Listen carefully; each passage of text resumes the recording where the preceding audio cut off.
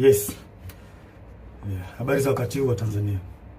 Kwa majina naitwa Captain Tesha, afisa kutoka Jeshi la Wananchi wa Tanzania katika kikosi cha Saki, kwa maana kwamba ni shule ya anga ya kijeshi. Awali ya yote napenda kumshukuru Mwenyezi Mungu, muumba mbingu na nchi, kwa kunipa uhai na afya mpaka muda huu ambapo nazungumza nanyi wa Tanzania wenzangu, nikiwa na maumivu makubwa sana moyoni juu ya haya yanaendelea katika nchi yetu. Nimejaribu kutafakari sana mpaka muda mwingine kufikia kumshirikisha Mungu kwamba nikiwa naiona hatari kubwa sana ambayo ipo mbele yetu kama taifa. Haikuwa rahisi hata kidogo kwangu mpaka leo hii Watanzania kuniona nikiwa mbele yenu naongea haya mambo. Haikuwa rahisi kwa sababu nazijua taratibu zetu za kijeshi jinsi zilivyokuwa ngumu, hasa kwa mambo kama haya. Haikuwa rahisi hata kidogo kutafakari mpaka kuamua kufanya hiki. Kwa maana hiyo sasa nikiwa naifahamu hatari hiyo iliyopo mbele yangu juu ya hichi ninachokifanya kwenye utaratibu wetu, desturi zetu, pia katika mambo mengine, sitojali hizo hatari kwa namna yoyote. Sitomwogopa mtu yoyote, ila heshima kwa wakuu wangu itabaki pale pale. Hivyo basi nimeweza kuandika barua kwenda kwa wakuu wangu wa kazi, kwa maana kwamba CDF na wengine, kuwaeleza kwamba siridhishwi kabisa kwa yanayoendelea nchini na naiona hatari kubwa sana katika taifa letu.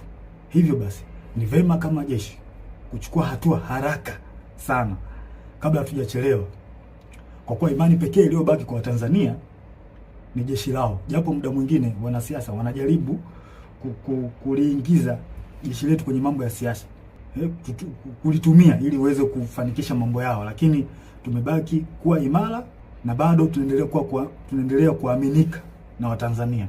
Hivyo basi kwa kuona hilo na kuona hali ambayo ipo kwa sasa, sehemu pekee na imani pekee ya Watanzania ni kwenye jeshi lao. Hivyo nashauri jeshi letu liweze kuchukua nchi haraka sana na kuweza kuweka mambo sawa kuliko kuendelea kulazimisha kwenda mbele, hasa katika hili swala la uchaguzi. Baada ya kufanya hivyo, liweze kuwasikiliza wananchi kwenye taarifa, kwa maana kwamba taarifa mbalimbali kutoka kwa wananchi ziweze kuwasikiliza na maoni yao.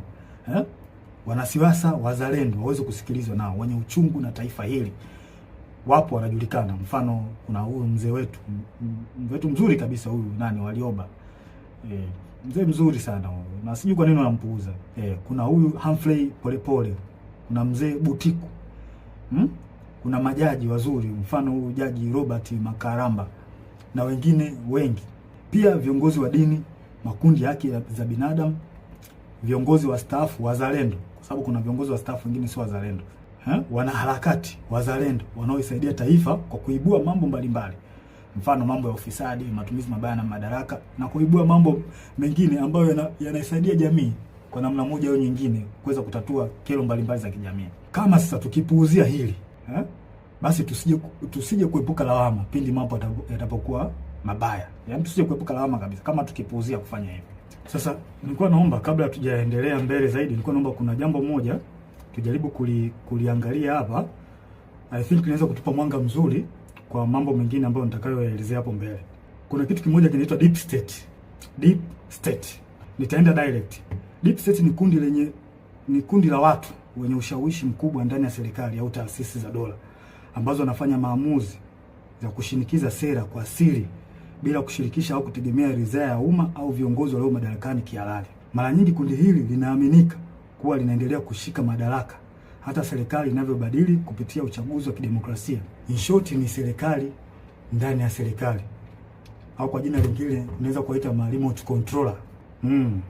Ni serikali ambayo inafanya kazi nyuma ya pazia, na mara nyingi wanatumia ushawishi wa taasisi kama zifuatazo: jeshi, idara ya usalama, polisi, mahakama, wakurugenzi, ma-CEO wa mabenki na taasisi za fedha, viongozi wakubwa wa kibiashara na matajiri wakubwa, media, mfano TV, redio na magazeti, wasanii na watu mashuhuri, na muda mwingine wanaweza kutumika bila hata wao wenyewe kujijua kama wanatumika na hao deep state.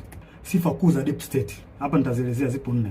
Ya kwanza, hufanya kazi kwa siri au covert operation, na wanafanya kazi hivyo ili wasiweze kugundulika, kwa sababu wakigundulika inaweza kidogo ikawapa shida. Namba 2, hawajibiki moja kwa moja kwa wananchi. Mara nyingi wanawatumia wanasiasa ambao wako upande wao kuna wanasiasa ambao wapo upande wa deep state, kwa hao ndio wanatumika moja kwa moja kufanya mambo yao serikalini.